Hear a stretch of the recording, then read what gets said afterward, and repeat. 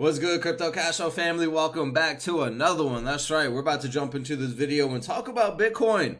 This thing has gone absolutely parabolic. People got smiles on their faces. There's money being made all over the place. But we're going to talk about why you need to be paying attention now more than ever in this marketplace and what is happening inside of the market and the reason why Bitcoin actually had that rise, all of that and more. If this is your first time on the channel, let's not be rude. Let's go ahead and welcome you in. Welcome to the family. On this channel, we teach you here at Crypto Cash Flow how to build up wealth, power, and freedom with cryptocurrency and how to take control over your time, take control of your energy, your resources, and everything in all aspects. Just having absolute, complete control and being able to do whatever you want with cryptocurrency, because that's why we're all here, right? We're here to use cryptocurrency as a vehicle to do whatever that thing that we want is, whether that be investing into real estate, starting a business, going skydiving, knitting for the rest of our lives, I don't know, boating, fishing. Everybody has different hobbies, right? Whether that be traveling, taking different vacations, getting that car, that house that you want, you can do that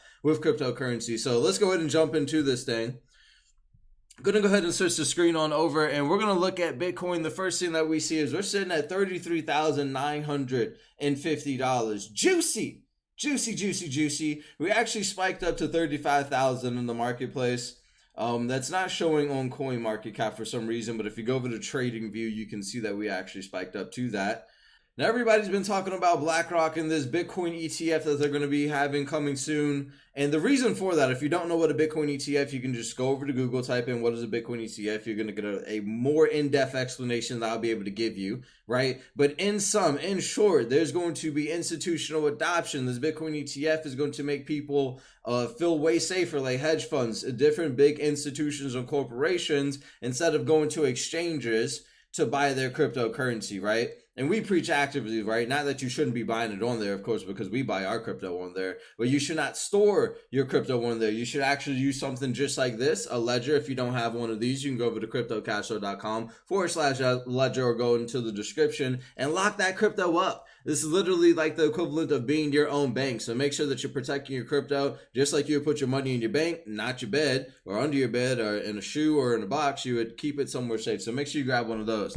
So this Bitcoin ETF is imminent. Spot Bitcoin ETF approval fuels market optimism. People are super excited for this. So there was a tweet that went out in a listing on the DTCC, the Depository Trust and Clearing Corporation, which clear NASDAQ trades, and a ticker will be IBTC. Again, part process of bringing ETF to the market. So this excited a lot of people, which leads us into our next thing. The SEC has until January 10th to approve the decision for the Blackrock ETF. So you can see down here that the application expires January 10th, 2024. So basically everybody's speculating that, by January 10th, Cathie Wood's ARK Invest application is at the front of the line. The 240-day SEC comment period for the application expires on January 10th, 2024. The same for Blackrock, as we can see down here. Blackrock, Bitwise, WisdomTree, Fidelity, Invesco are among several other firms pending applications for Bitcoin funds in the U.S. So what happens if all of these ETFs get approved by January 10th? Well, what we're going to more than likely see, and this is just my speculation, right? And I think that most people would agree. You all let us know in the comments below that we're probably going to see a lot of money flood into the marketplace. Whether that be an immediate thing that happens, I'm not sure. We don't make market predictions on this channel. What we talk about and follow our strategy is just dollar cost averaging into the marketplace at lows, absolute dirty, stinking lows, and then taking massive profit in bullish conditions, and then rinse and repeating that process as we go along, right? So we're not really worried about the in-betweens, if the market is going up or if the market is going down. But just talking about that, right? Let's talk about both sides of this thing, right? So if ETFs do get approved, that, like I said, we can speculate that there's probably going to be a lot of money that floods into the marketplace and send Bitcoin up and probably altcoins up as well. But on the other side, what if it doesn't get approved? What if we lead up into this moment and then Bitcoin is going up in price with the possibility and idea of it being approved, and then it doesn't get approved? Because this right here that just happened off of speculation.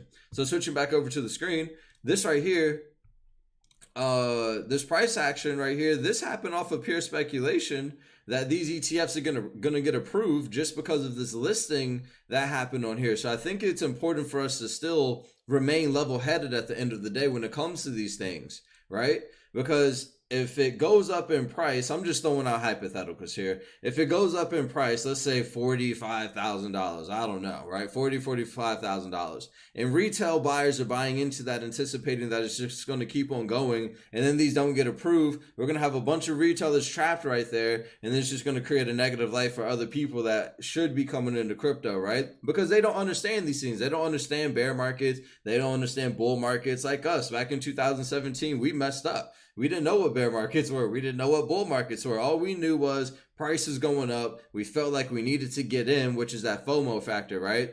But we learned from those lessons. But retail this time isn't going to learn, because a lot of people that are coming into cryptocurrency right now, this is their first time around. A lot of us who have been in cryptocurrency, though, we understand what's going on here. So let's go ahead and talk about manipulation, as we're on this topic as well, because those things happen. So we can see that right here that it has been listed.